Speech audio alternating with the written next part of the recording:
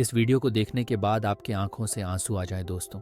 बचपन जिंदगी का सबसे खूबसूरत दौर होता है, जहां ना कोई चिंता होती है ना कोई। लेकिन कुछ बच्चों के लिए बचपन सिर्फ एक सपना बनकर रह जाता है। गरीबी और जिम्मेदारियों के बोझ तले उनका मासूम जीवन संघर्षों में बीत जाता है।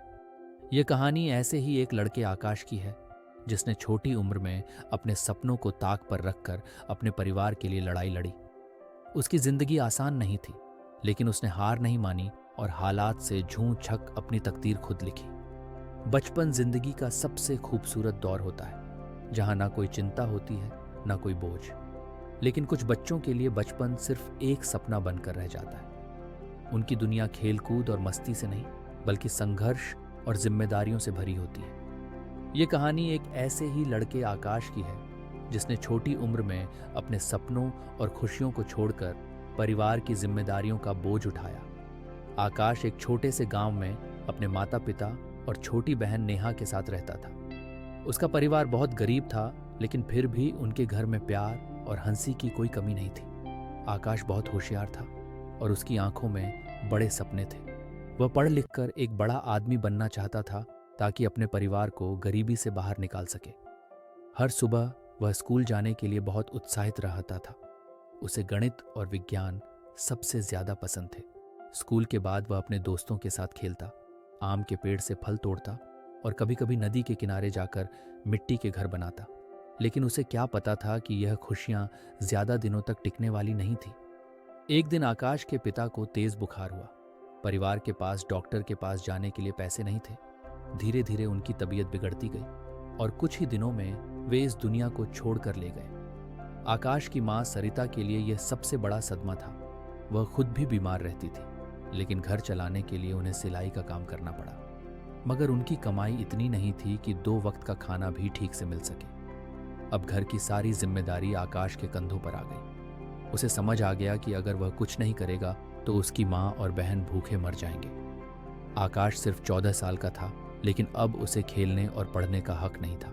वह गांव के एक बड़े किसान रमेश चाचा के खेतों में काम करने लगा। पहले दिन जब उसने मिट्टी खोदने के लिए फावड़ा उठाया तो उसके हाथ कांपने लगे।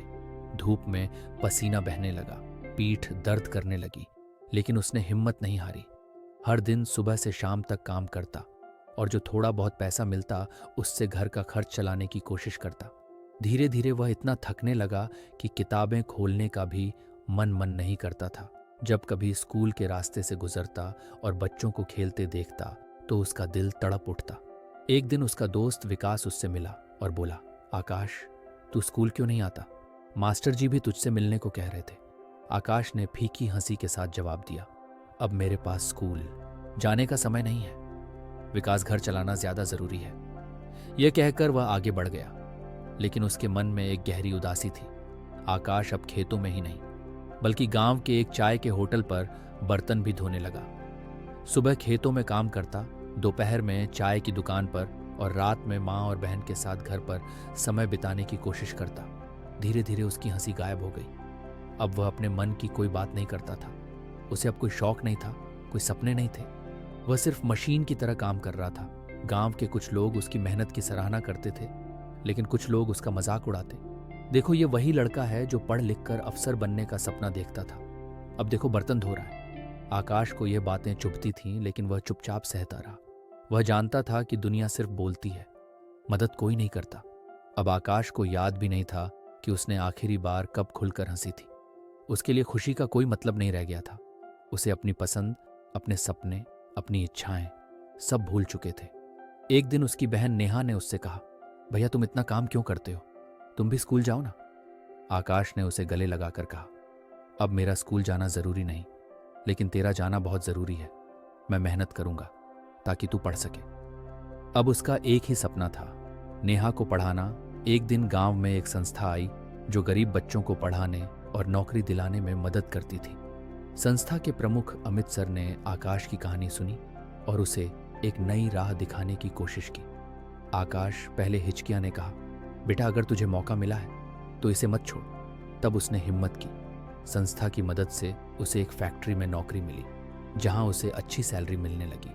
साथ ही उसे रात की कक्षाओं में पढ़ने का मौका भी मिला। धीरे धीरे उसने अपनी पढ़ाई पूरी की और एक अच्छी नौकरी हासिल कर ली।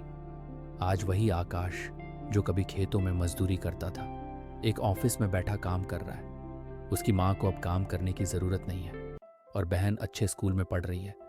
लेकिन जब कभी आकाश अकेला बैठता है तो उसे अपना बचपन याद आता है।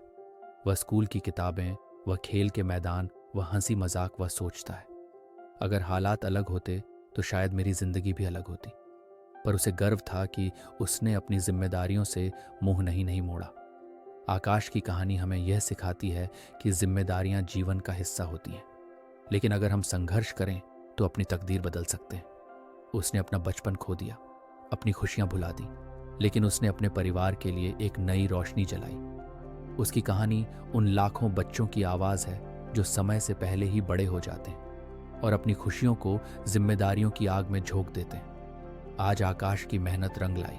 जो लड़का कभी खेतों में मजदूरी करता था, आज एक अच्छी नौकरी कर रहा है। उसकी माँ को अब सिलाई का काम नहीं करना पड़ता और उसकी बहन नेहा अच्छे स्कूल में पढ़ रही है। लेकिन जब कभी आकाश अकेले बैठता है तो उसे अपना बीता हुआ समय याद आता है।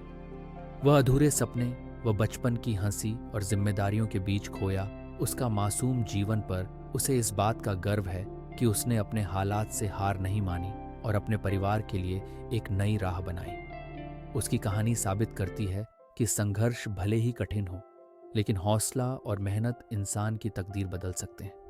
इतना मेहनत के बदले बस आपका एक लाइक का उम्मीद करते हैं।